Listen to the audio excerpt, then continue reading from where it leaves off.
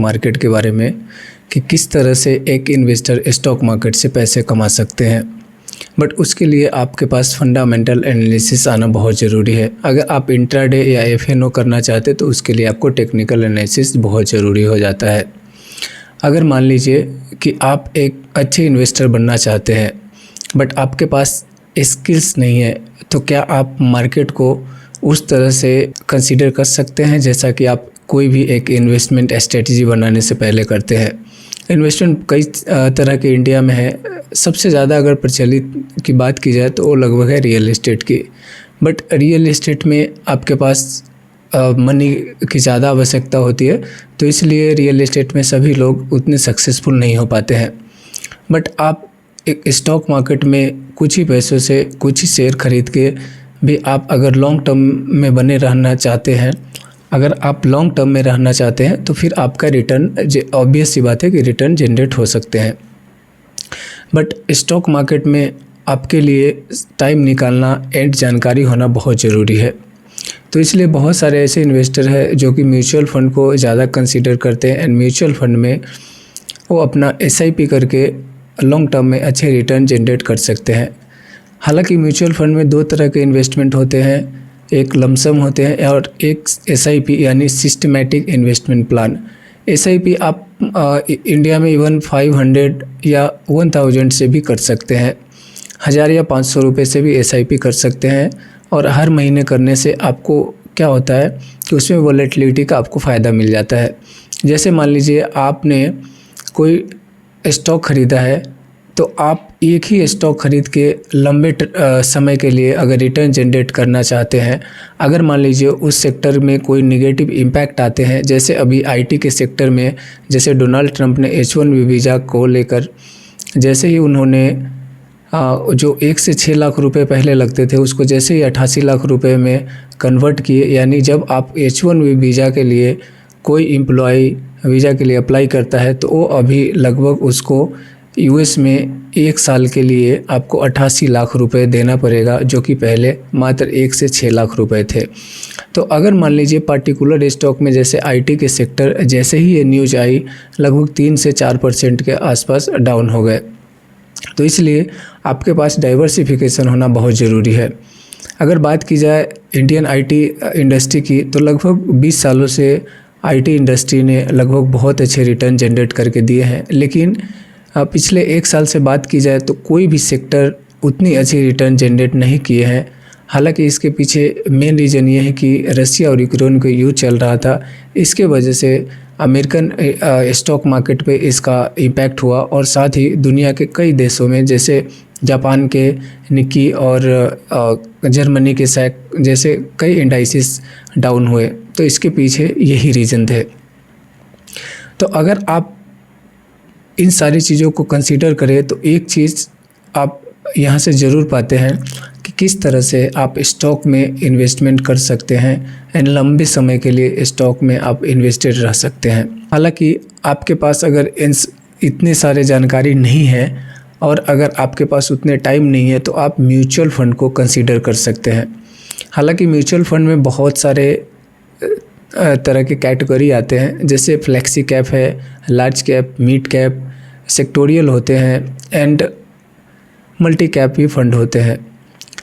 हालांकि पिछले 5 सालों में देखा जाए तो सबसे अच्छा अगर रिटर्न जनरेट करके दिया है तो वो Motilal Oswal mid cap fund है, जो कि लगभग 30% के आसपास रिटर्न जनरेट करके दिया है, जो कि उन सेक्टर में सबसे आगे थे।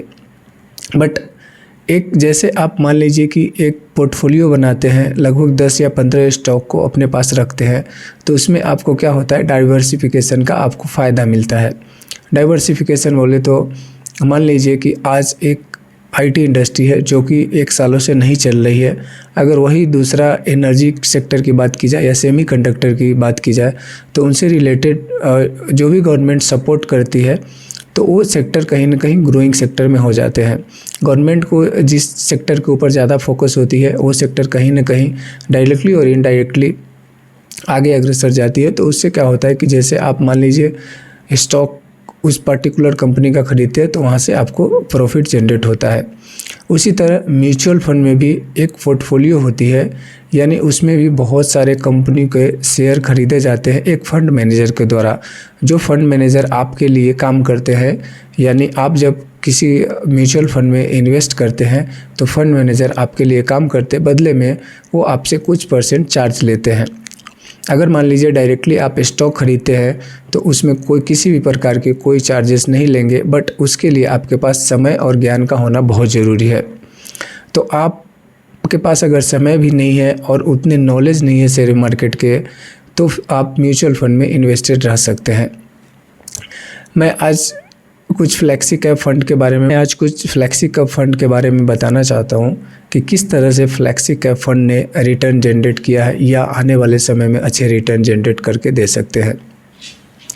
तो चलिए पहले बात कर लेते हैं आज मोतीलाल ओसवाल की। यहाँ पे देख सकते हैं दोस्तों, Motilal Oswal flexi cap fund direct growth, जो कि लगभग यहाँ पे देखा जाए दोस्तों तो 5 ईयर में इन्होंने इस सेक्टर के जितने भी म्यूचुअल फंड थे उस सबसे अच्छा रिटर्न जनरेट करके दिया है। लगभग यहाँ पे देख सकते हैं दोस्तों, लगभग 19% के आसपास पर एनम, यानी हर साल ये 19% के आसपास रिटर्न जनरेट करके दिए हैं।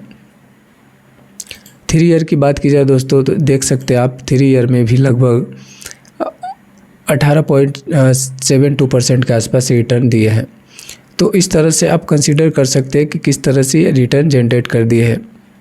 दूसरी बात, यहाँ पे आप देख सकते हैं मिनिमम इन्वेस्टमेंट भी है 500 एंड लमसम 1000 रुपये से। आप अगर वन टाइम में इन्वेस्टमेंट करना चाहते हो तो 1000 रुपये, एंड अगर SIP यानी सिस्टमेटिक इन्वेस्टमेंट प्लान के तहत जाना चाहते हैं, यानी हर महीने आप इन्वेस्टमेंट करना चाहते हैं, तो मिनिमम आप 500 रुपये से भी कर सकते हैं।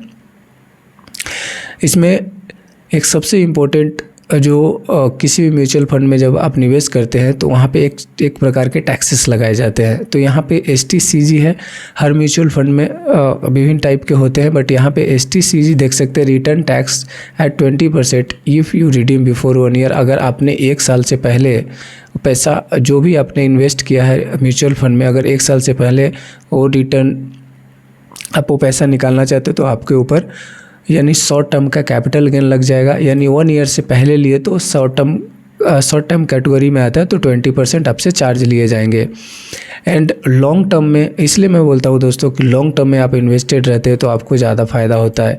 यहाँ पे देख सकते हैं after 1 year return above 1.25 lakh in a financial year are tax at 12.5%। अगर 1 साल के बाद आप पैसा को रिडीम करना निकालना चाहते हैं तो फिर आपको सिर्फ और सिर्फ 12.5% का टैक्सेस लगाए जाएंगे।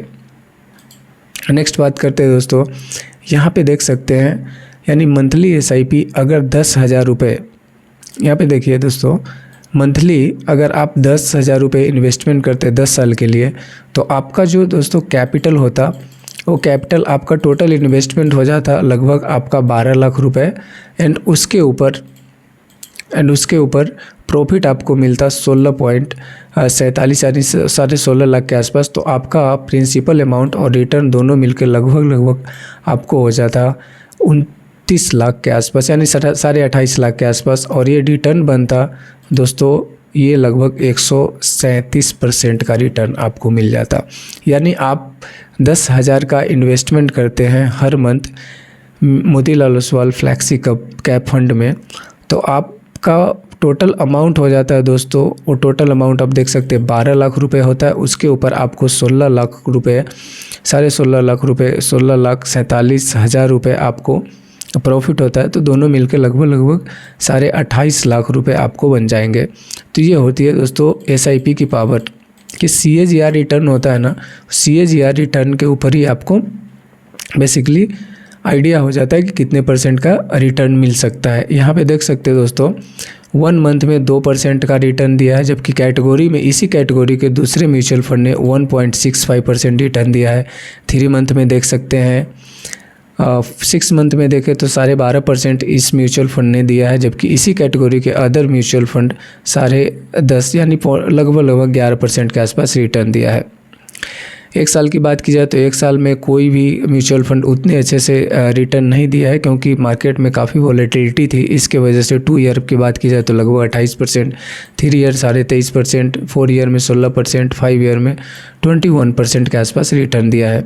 तो इस तरह से आप CAGR के इम्पैक्ट से आप स्टॉक मार्केट इवन आप म्यूचुअल फंड में अच्छे रिटर्न जनरेट कर सकते हैं। उम्मीद करता हूँ दोस्तों ये वीडियो हेल्पफुल लगा होगा। मिलते हैं नेक्स्ट वीडियो में, तब तक के लिए धन्यवाद।